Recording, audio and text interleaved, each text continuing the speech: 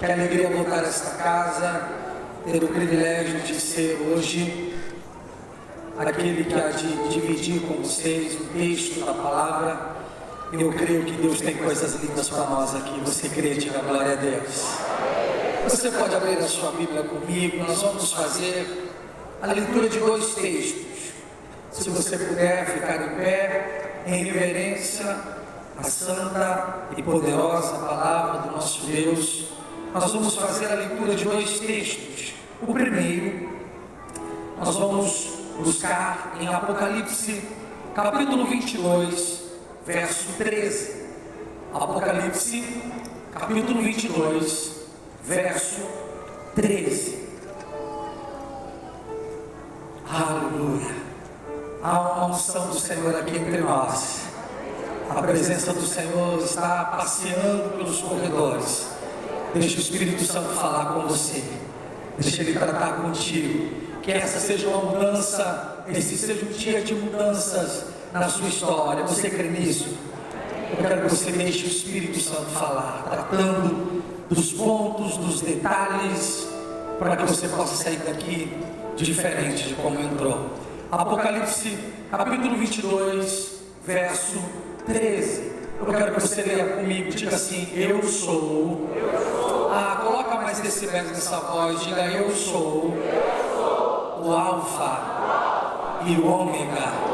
Diga: o princípio e o fim. Diga: o primeiro e o derradeiro. Vamos mais uma vez com força: 1, 2, 3. Eu sou o Alfa e o Ômega, o princípio e o fim, o primeiro e o derradeiro. Agora vamos para outro texto muito importante, tanto quanto este, em Marcos, capítulo 6. Nós vamos ler uma passagem que retrata estas palavras de Jesus. De Apocalipse 22, eu diria que é a aplicação, a ortopraxia do texto de Apocalipse 22. O Senhor nos ensina como colocar o texto de Apocalipse 22, 13 em prática, numa das suas manifestações de milagres e maravilhas, que está registrado em Marcos, capítulo 6, vamos ler a partir do verso 32 em diante. Na minha versão, o texto diz assim: então foram sós no barco para um lugar solitário.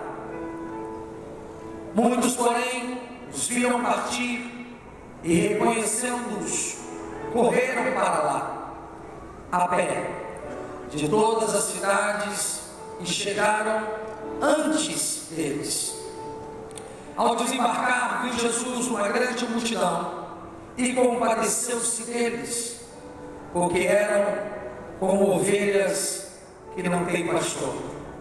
Passou a ensinar-lhes muitas coisas. Em declinando a tarde, vieram os discípulos a Jesus e lhe disseram: é deserto este lugar, e já avançada a hora. Despede-os, para que, passando pelos campos ao redor, pelas aldeias, comprem para si o que comer. Porém ele lhes respondeu: dá-lhes vós mesmos de comer.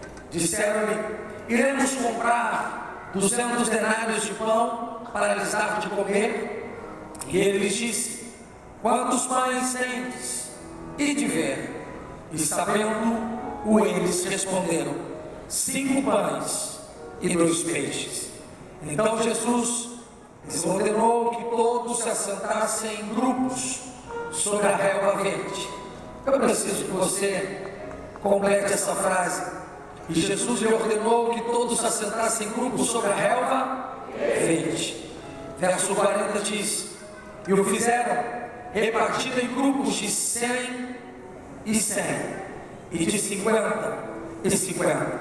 Repita comigo: grupos de 100 e 100, de 50 em 50.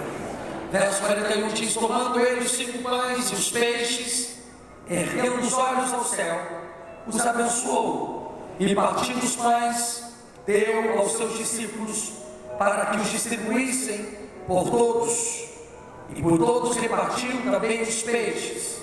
Todos comeram e se fartaram. Eu vou repetir: todos comeram e se fartaram. Vamos lá, diga: todos comeram e se fartaram. Coloca mais vontade, diga aí: todos comeram e se fartaram. O texto termina dizendo: e ainda recolheram 12 cestos cheios de pedaços de pão e de peixe. Os que comeram dos pães eram, naquele dia, 5.000 homens. Feche seus olhos por um instante.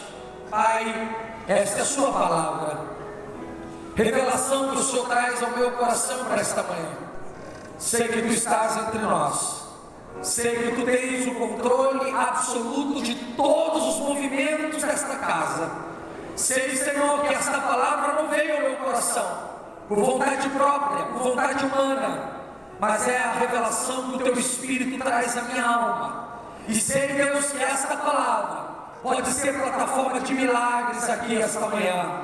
Sei que esta palavra hoje pode despedaçar correntes, pode quebrar cadeias. Sei que esta palavra hoje pode aplainar um novo caminho para a Tua igreja, no nome poderoso de Jesus. Se você crê assim comigo, diga amém.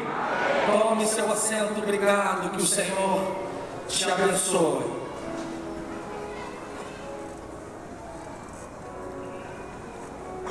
Amados,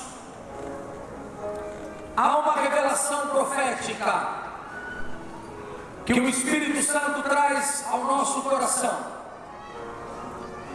Quando nós observamos Apocalipse 22:13,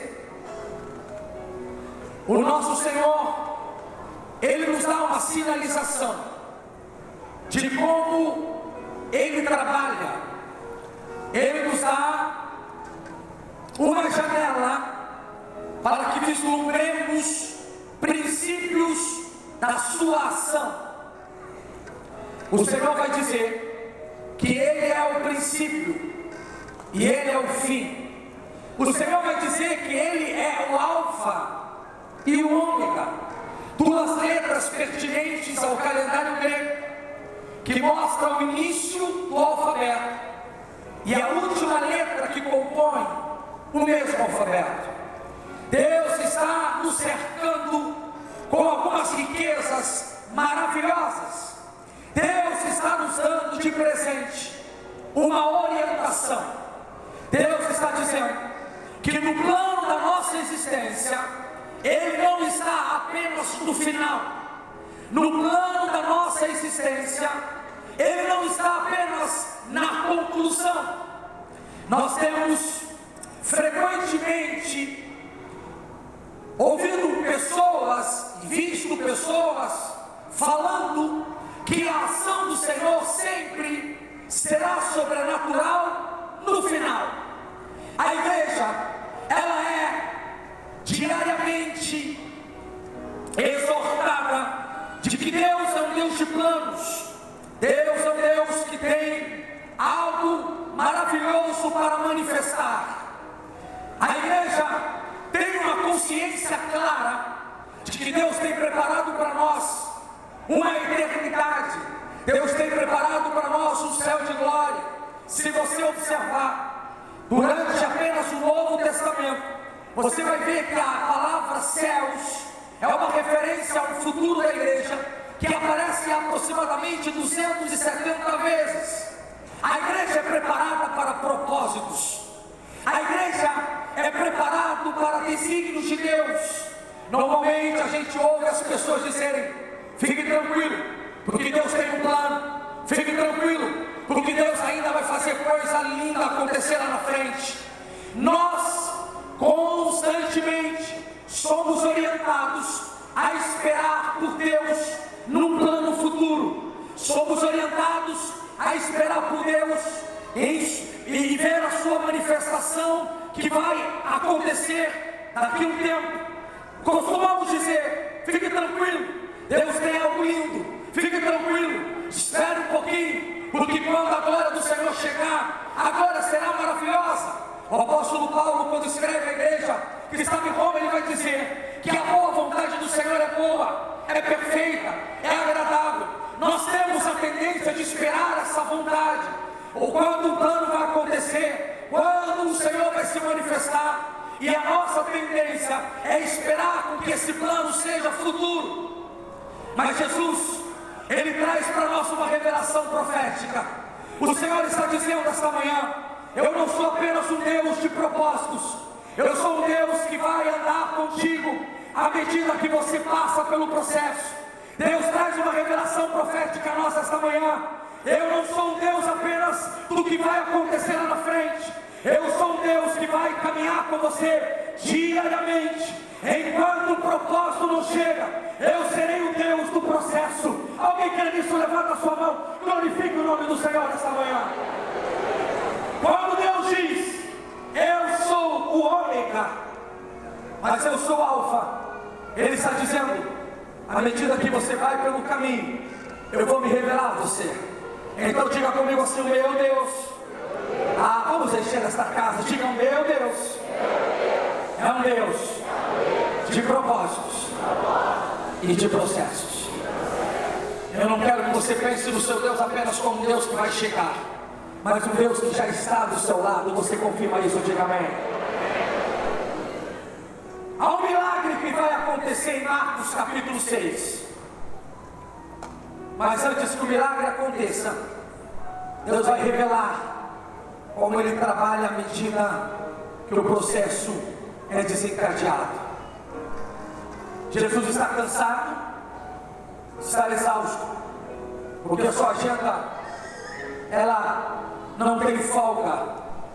É muita gente para atender, é muita gente para abençoar, é muita gente para pregar o Evangelho. O Senhor então sente que precisa de um descanso. Ele reúne os seus discípulos e Ele diz: vamos nos afastar por um tempo, vamos tirar um tempo para recompor as energias. Estamos cansados, vocês estão trabalhando arduamente, estamos envolvidos no projeto de maneira frenética, precisamos de um descanso. Jesus confidencia com os discípulos, mas no meio dos discípulos tem alguém que consegue transferir as informações rapidamente. Há um X9 no meio dos discípulos, porque quando Jesus diz para os discípulos que vai descansar, esse X9 já leva a informação, e a grande multidão já recebe a informação até para onde Jesus vai. Quando Jesus chega no deserto, Ele quer ter um tempo de descanso. A multidão a pé já estava antes mesmo de Jesus chegar com os seus discípulos. Jesus encontra a multidão e Ele não despede ninguém de mãos vazias. Ninguém que vá buscar algo de Jesus volta para casa sem ter recebido alguma coisa. Jesus então, quando olha para aquela multidão, Ele se compadece da multidão e Ele começa a ministrar aquele povo. 5.000 homens, sem contar as mulheres e as crianças. Vamos colocar aqui um grupo de aproximadamente 15.000 pessoas. O Senhor está falando àquela multidão, e a Bíblia diz que o dia vai embora, começa então a chegar a noite, a tardezinha. Jesus então pede para que aqueles discípulos despedissem aquela multidão. Mas antes de despedir, Jesus dá uma orientação: vocês precisam dar a eles alguma coisa para comer. O povo precisa ser alimentado, não pode voltar para casa desse jeito. Os discípulos questionam a iniciativa de Jesus, dizendo: Senhor, nem com 200 denários poderíamos comprar pão suficiente para alimentar essa multidão. Não há espaço, não há condições nenhuma de comprar. Não temos recursos e não temos nenhum lugar que possamos comprar pão suficiente para alimentar essa multidão. Então Jesus, Ele dá início a um dos seus mais extraordinários milagres, que nós conhecemos como o milagre da multiplicação. Jesus diz: vocês mesmos vão dar de comer esta multidão. O que é que vocês têm? Aí um dos discípulos encontra um garoto, um jovem, O jovem tem apenas 5 pães e 2 peixes. Trazem o jovem para Jesus. Jesus pega aqueles 5 pães e 2 peixes. E a Bíblia diz que Jesus apresenta.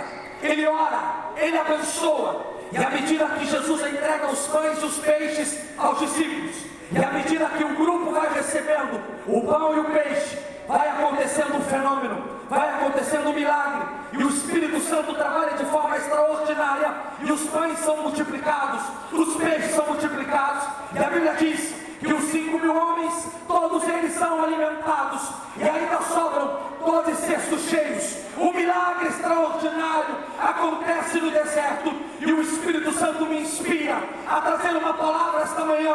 Assim como Deus atuou naquele deserto, Deus quer atuar na Igreja Batista da Pavuna. Alguém quer isso? Levanta a sua mão, diga alguma coisa ao Senhor.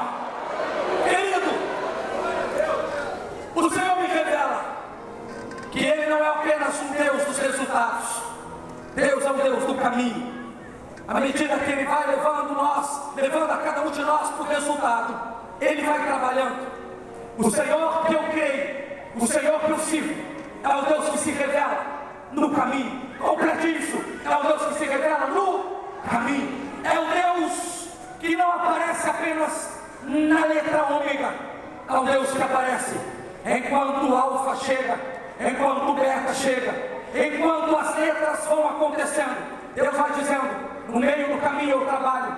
Se você observar no caminho de Emaús, os discípulos de Jesus estão desesperados, porque eles viram a morte horrenda do seu Salvador. Mas à medida que caminham de Jerusalém para Emaús, o Senhor aparece no meio do caminho. O Deus que eu sirvo é o Deus que se revela à medida que a gente caminha. Lá no deserto, quando o Senhor traz um plano para Moisés de uma terra prometida, enquanto a terra prometida não chega, Deus se revela no meio do deserto. Deus traz o maná no meio do deserto. O Deus que eu sirvo é o Deus que se revela a Jonas enquanto ele viaja, enquanto ele foge da presença do Senhor. O Senhor se revela no meio do caminho. O Deus que eu sirvo é o Deus que, enquanto o Israel de Deus não acontece em Jacó, ele se revela à medida que ele caminha. Primeiro ele tem uma visão de uma escada, depois ele luta com Deus. O Espírito Santo está dizendo hoje: enquanto o plano que eu tenho para a sua vida não chega, eu vou me revelar à medida que você caminha. Alguém crê nessa palavra? Glorifique o nome do Senhor. Se for aplaudir, aplauda mais forte. Esse é o Deus do caminho. Esse é o Deus que se revela à medida que a gente avança. O primeiro princípio que o Deus de processos e de propósito me traz é que mesmo na presença dele, a gente recebe a informação de que algo ruim está acontecendo. Diga comigo mesmo. Eu não sei pregar sozinho, diga mesmo. Na presença de Jesus, a informação de que algo aconteceu ruim, diga ruim, também vai chegar para a gente. Sabe que o Espírito Santo trouxe ao meu coração? Caminhar com Jesus não é documento de que você não vai ser visitado por informações difíceis. Os discípulos estão com Jesus, a multidão está com Jesus, mas a informação chega: a fome está entre nós e não temos como dar de comer. Amados, há um evangelho sendo pregado hoje no nosso Brasil, de que se você caminha com Jesus, você está isento, você está imune, você não passa. Amados, você não vai acreditar, mas tem líderes religiosos que quando a doença chega se escondem. Há líderes religiosos que quando passam por um tempo de frustração, não deixam com que a mídia espalhe, porque eles pregam no altar diariamente de que andar com Jesus é uma imunidade. Você não vai ter informações difíceis, você não vai ter um tempo difícil, você não vai ter um tempo de necessidade. Mas amados, a proposta de Jesus para nós é diferente. Jesus, ele tem uma característica diferente de todas as religiões. Se você consultar o budismo, se você consultar o hinduísmo, Se você consultar o islamismo, você vai ver que a proposta é para uma religião que não tem problema, é para uma proposta de uma vida sem sofrimento, de uma vida sem lágrimas, de uma vida. Mas o Jesus que eu sigo, ele é um Jesus que é autêntico, ele é verdadeiro. Jesus não engana ninguém, Jesus não trapaceia, Jesus não passa a perna na gente. Jesus diz: se você quiser me seguir, tome a sua cruz e siga-me. Você vai passar situações diferentes, mas vai ser um processo, porque o choro, ele dura uma noite, mas a alegria, ela chega pela manhã. Ah, se você puder, aplauda mais forte ao Senhor.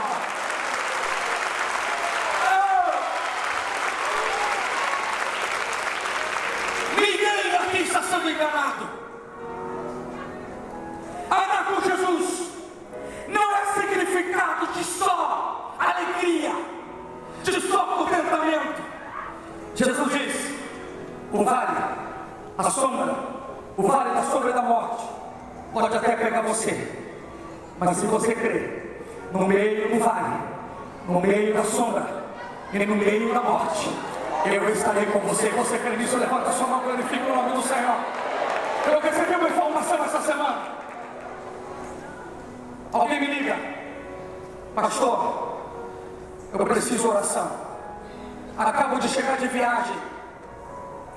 Isso aconteceu já alguns dias atrás, mas desencadeou no resultado dessa semana. Há umas semanas atrás eu recebo a ligação: pastor, estou desesperado. Acabo de chegar de uma viagem com a família. Meu pai, minha mãe de 63 anos, meus irmãos, fizemos um tour pelo Nordeste de carro, como fazemos há mais de 20 anos, todos os anos. Pastor, no meio da viagem, a minha mãe sentiu uma dor na região abdominal. E quando chegamos, fomos direto ao hospital para consultá-la. E tivemos a triste notícia que ela carrega uma doença, que é uma doença rara, e precisava a intervenção de um medicamento forte, porque senão esse problema na região abdominal tiraria a sua própria vida. Pastor, os médicos começaram um tratamento pesado de remédios para reverter o quadro daquela infecção, para reverter o quadro daquela doença. Mas o remédio foi tão forte, pastor, que deu trombose nas pernas e nos braços da minha mãe. E agora eu recebo a informação, pastor, que a equipe médica está decidida para salvar a vida da minha mãe, cortar os seus braços e cortar as suas pernas. Pastor, eu estou desesperado. Pastor, a minha mãe é saudável, é jovem, tem 60 e poucos anos. Pastor, eu não sei o que eu faço. Eu fiz uma oração pelo telefone, entramos numa campanha de oração, pedindo que Deus intervenha. Amados, andar com Jesus não é imunidade de informações ruins. Um dia a fome bate, um dia a necessidade bate. Começamos a oração e ele disse: pastor, na terça-feira será o dia das amputações. Amados, uma tristeza tomou conta da minha alma. Eu gritava dizendo: Deus, o Senhor pode intervir, o Senhor pode mudar esse quadro. Na terça-feira, no horário combinado, eu ligo, ele me atende dizendo: pastor, a equipe médica decidiu adiar para quinta-feira, porque eles querem mais alguns exames. Pastor, na quinta-feira o Senhor me liga.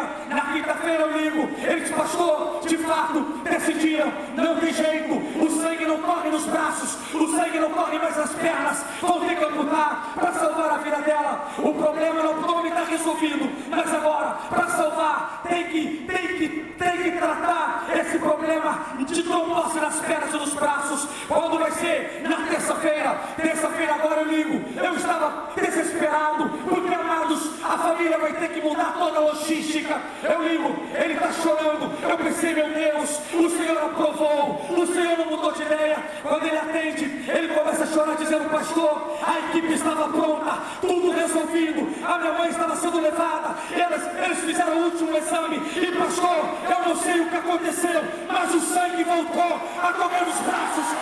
Alguém quer isso? Levanta a sua mão, glorifique o nome do Senhor.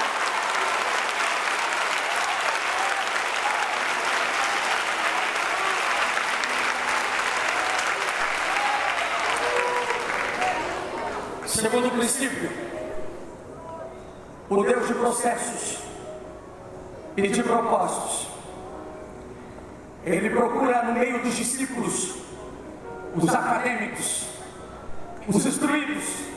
Me permita eu chamar os discípulos dos mais experientes. Entre a multidão e os discípulos há uma ponte que separa-os. Os discípulos são experimentados, são graduados.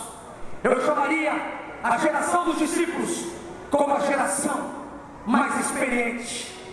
Mas a Bíblia diz que Jesus pergunta aos discípulos: o que vocês têm? Aquela geração experiente tinha uma solução: nós precisamos dar pão a toda a multidão. Jesus pergunta: e cadê o recurso? O recurso nós não temos. Precisaremos dos 200 denários para comprar pão. Não temos condições. O que é que vocês têm? Um dos discípulos diz: tem o jovem.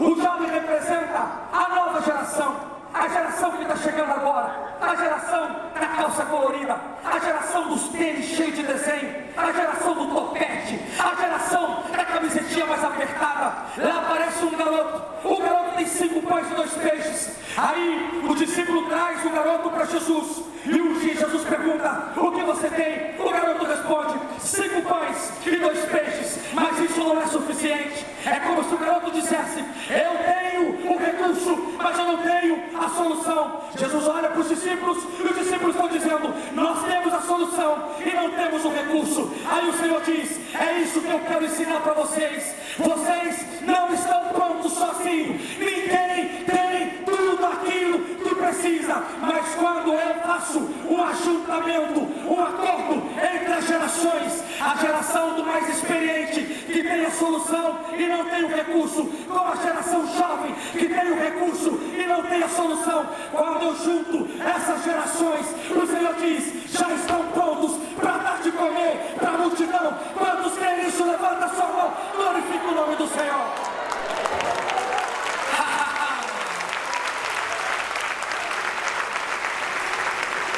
Diga para quem está do seu lado: você não tem. Poxa vida, você podia colocar mais vontade nisso. Diga: você não tem tudo o que precisa. Diga assim: Deus está contando com outra geração que vai ajudar você a chegar no propósito. Gente que acha que porque está perto de Jesus sabe tudo, não vai dar de comer para ninguém. Pastor, sou graduado pela Universidade Teológica. Irmão, eu estou cansado de ouvir essa historinha. Pastor, eu tenho experiência em ministério tal. Você não está pronto, você não sabe tudo. Pastor, eu tenho 30 anos de casado. Isso não diz nada. Você não sabe tudo, você não tem tudo. Mas se você estiver aberto a ouvir a orientação de Jesus, quando Jesus diz: ouve o que o outro tem para dizer, ouve a experiência do outro. Você tem a solução, mas não tem o recurso. Ele tem o recurso, não tem a solução. Isso é igreja. É quando a gente troca experiências. É quando o mais velho diz: se eu fosse você, eu iria por esse caminho. É o Senhor dizendo: é assim que eu atuo no processo. Igreja é um ajuntamento de gerações. Quantos querem viver isso? Levanta sua mão e diga alguma coisa ao Senhor. Terceiro princípio. Jesus pergunta: o que é que vocês têm? Você pode completar? O que é que vocês têm? Obreiro querido, o senhor pode me ajudar nessa situação? O senhor pode vir aqui? Está paradinho aí, tão lindo com essa gravatinha. Vem cá, me ajuda. Vamos ilustrar esse momento. Vamos ilustrar. Vem cá. Nós somos as 2 gerações. O senhor é mais velho, é mais bonito. Eu vou dizer que o Senhor é a geração dos discípulos. Eu sou garoto, eu sou meninão, estou começando agora. A Bíblia diz que essa geração se ajunta e começa então a ouvir aquilo que Jesus quer que a gente faça. Aí Jesus diz: o que é que vocês têm? Aí você vai dizer para mim: eu não tenho nada. Diga: eu não tenho. Pega o microfone e diga: eu não tenho. Eu não tenho nada. Mas esse jovem tem 5 pães e 2 peixes. Eu acho a gente precisa de 200 denários para comprar lá nas padarias. Jesus diz: não. Quando eu estou no processo, isso aqui é rema. Alguém tem palavra profética? Levanta sua mão e diga alguma coisa. O Senhor está dizendo: quando eu estou no processo, normalmente Eu não vou usar aquilo que está longe. Normalmente eu vou fazer algo extraordinário usando aquilo que você já tem perto de você.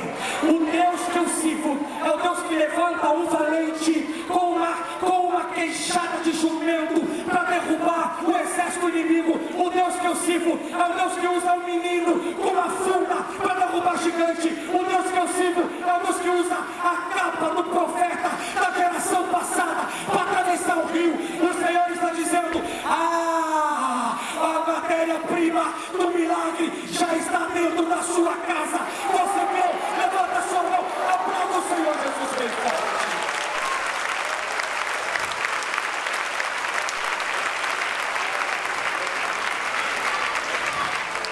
Diga o peixe.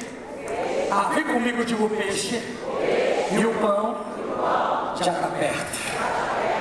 É o que o profeta disse. O que você tem em casa? Eu não tenho nada em casa a não ser um pouquinho de azeite. A outra viúva diz: tem farinha, mas é pouco. Se tiver qualquer coisinha que sirva de matéria-prima, o Senhor está dizendo: uma multidão será abençoada através disso. É que você não sabe, mas a solução do seu problema está mais perto de você do que você imagina. Eu vou repetir, tem gente que não está pegando essa palavra. Eu vou te dar mais uma chance. A sua solução, o Senhor no processo está dizendo, está mais perto de você do que você imagina.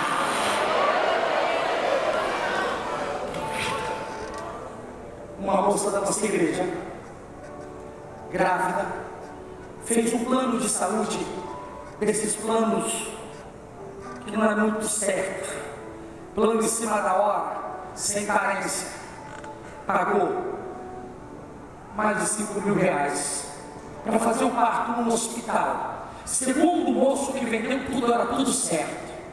Você vai receber, vai dar tudo certo. Na semana de ter o bebê, ela me liga desesperada: pastor, caímos num golpe. Descobrimos que o plano era um golpe. Não vai chegar o cartão.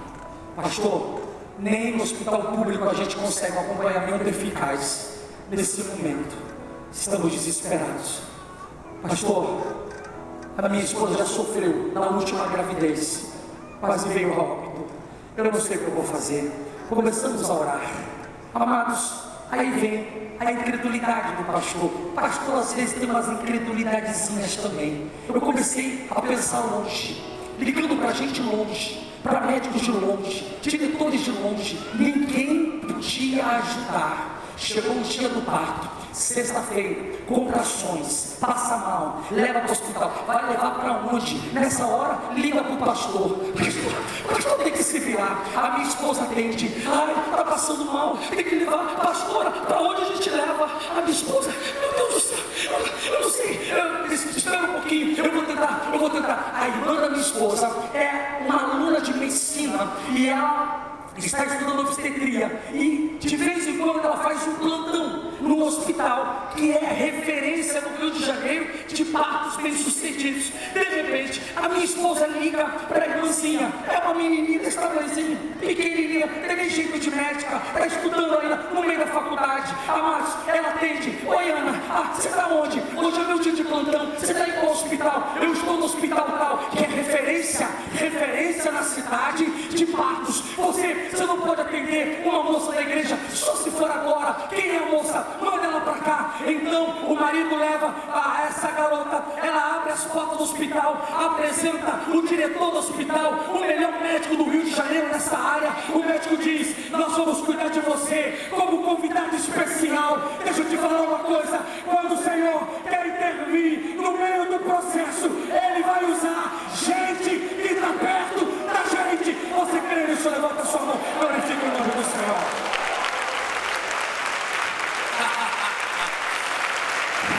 Eu sou apaixonado por esse Deus. Quarto princípio: Diga comigo. Quando eu pensar. É o quarto princípio, estou quase terminando. Coloca mais forte, diga. Quando eu pensar que eu não tenho o suficiente, Deus vai esticar. Olha aqui, eu tenho esse pouquinho de pão aqui. Pastor, mas é tão pouquinho. Jesus pega aquele lanchinho do garoto. Isso aqui dá para esticar. Eu vou repetir para você glorificar. Isso aqui dá para esticar. Eu imagino a cara dos discípulos. Meu Deus, vai virar ponte Santa Ceia. Só um pouquinho. Mas ponte Santa Ceia, irmãos, lutando para nem um buraquinho da fome. É porque ele é simbólico. Vai virar ponte ceia. Eu vou ter que dividir isso. Jesus pega e diz: eu consigo esticar. Ele começa a abençoar aqueles pães, aqueles peixes, e aquilo vai se multiplicando dentro dos cestos. Deixa eu te falar uma coisa, o Deus que eu sirvo, Ele no meio do processo, Ele gosta de esticar, quando a gente acha que não tem o suficiente. Eu vejo gente dizendo, é impressionante, quando eu ganhava X eu não conseguia pagar as contas, agora ganhando Y, Deus tem prosperado, eu estou pagando tudo, o meu nome está limpo. O Senhor está dizendo, quando eu estou no processo, eu estico. Quem crê no Deus que estica aqui, levanta a sua mão, glorifica o nome do Senhor.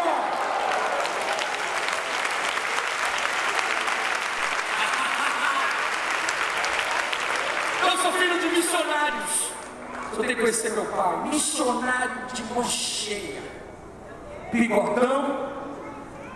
Passou um tempo na Argentina como missionário. Eu tinha de 8 a 12 anos nessa minha faixa etária. Buenos Aires chega a ter 5 graus negativos. No inverno rigoroso. Nossa casa não era aquecida.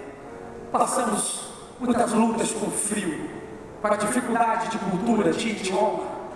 Mas tem umas coisas que aconteceram, que Deus marcou a minha geração, marcou a minha vida.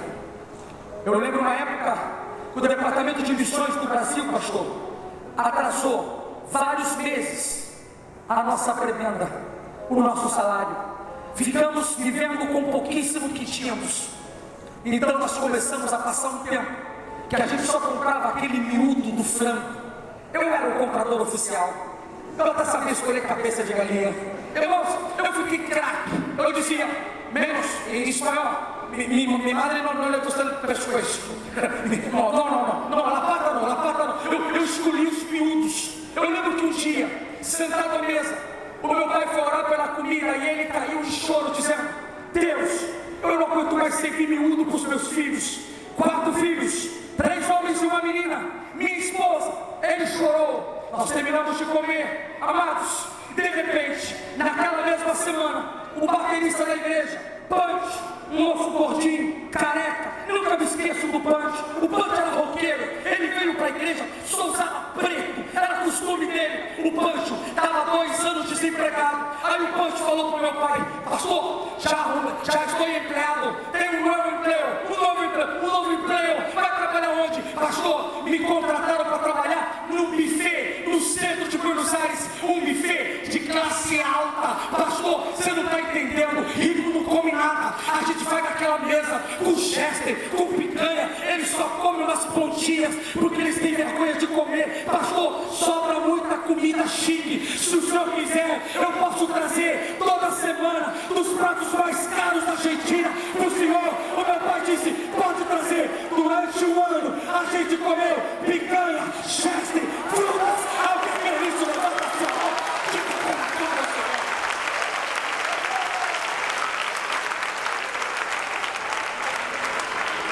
Para não contar as orações que a minha mãe fez, eu não sei se você quer isso, no botijão de gás.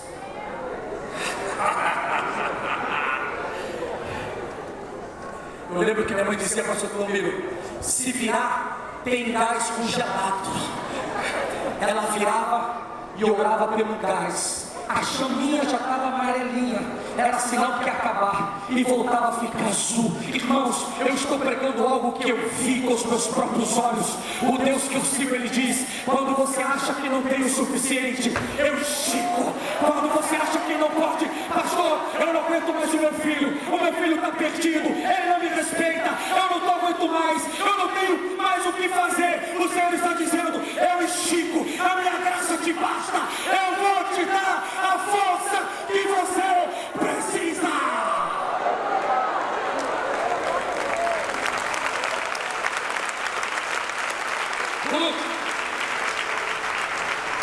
Diga comigo: no meio do processo. Ah, é o último, faça mais bonito. Diga: no meio do processo de um deserto, Deus acha relva verde para a gente sentar. Sabe o que eu gosto? Que ele começa a contar de grupo de 50 e de 100. Ai, irmãos, é para mexer com a paciência. 5.000 homens, 15.000 pessoas. 1, 2, 3, 4, 5, 6. Todo mundo com fome. 7, 8, 9, 10, 40, 45, 50. Vocês podem sentar. Outro grupo agora. Irmãos, é Deus dizendo: eu já tenho o milagre, mas eu estou te ensinando a esperar a sua hora de chegar. O Senhor está dizendo: o pão já foi multiplicado, eu estou tratando, eu estou te ensinando. Enquanto você aguarda, eu tenho relva verde, eu tenho refrigério. Espera, porque a sua hora vai chegar. Alguém crê nesta palavra profética aqui? Aplauda esse Deus com toda a sua força. Ele sabe.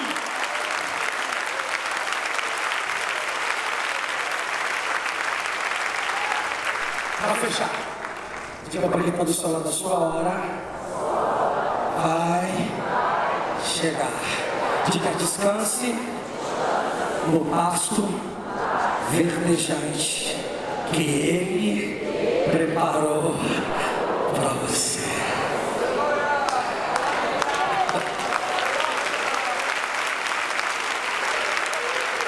Eu quero orar por você. Eu devolver a palavra ao nosso pastor. A minha oração é que você saia daqui pronto para esperar a sua hora.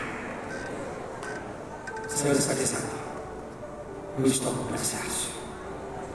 Você pode fechar seus olhos, você pode baixar sua cabeça por um instante. Pastor Deomiro, o senhor pode sumir. Eu vou fazer uma oração e devolvo a palavra. Aqui estamos diante da tua revelação profética. Há uma multidão aqui de quase 5.000 homens. Uma multidão de jovens, adolescentes, anciãos, que precisam da sua companhia no meio do processo. Abraça-nos esta noite, esta manhã. Nos faça sentir o calor do teu abraço. Sabemos que não estamos sozinhos. Sabemos que a nossa casa não está sozinha. Sabemos que o nosso ministério não está sozinho. Mas o Deus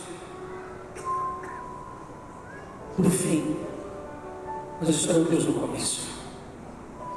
O Senhor anda, o Senhor se revela, o Senhor nos instrui.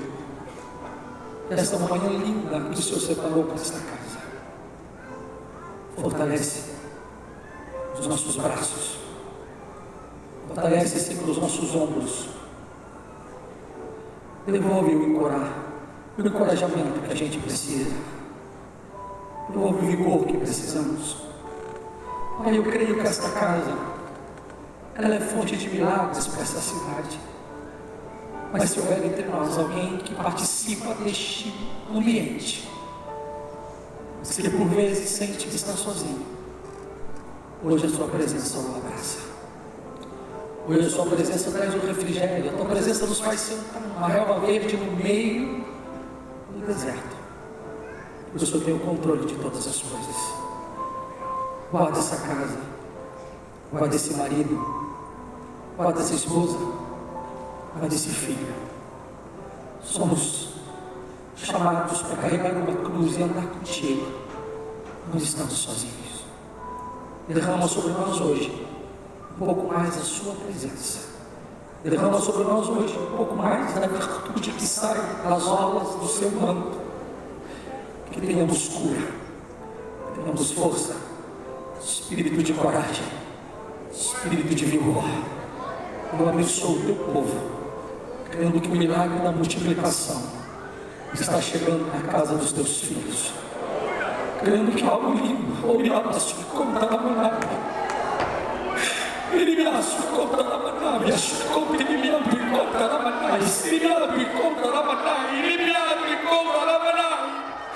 Eu creio, Pai, que ouviríamos aqui testemunhos de coisas extraordinárias que vão acontecer neste lugar, Senhor. O Senhor é um Deus que anda conosco e se revela. É um Deus que fala lá com Saulo no caminho de Damasco. É um Deus que se revela à medida que avançamos. A ti a honra, a glória e o louvor. Se você crê nessa oração, dê o melhor aplauso que você já deu esta manhã.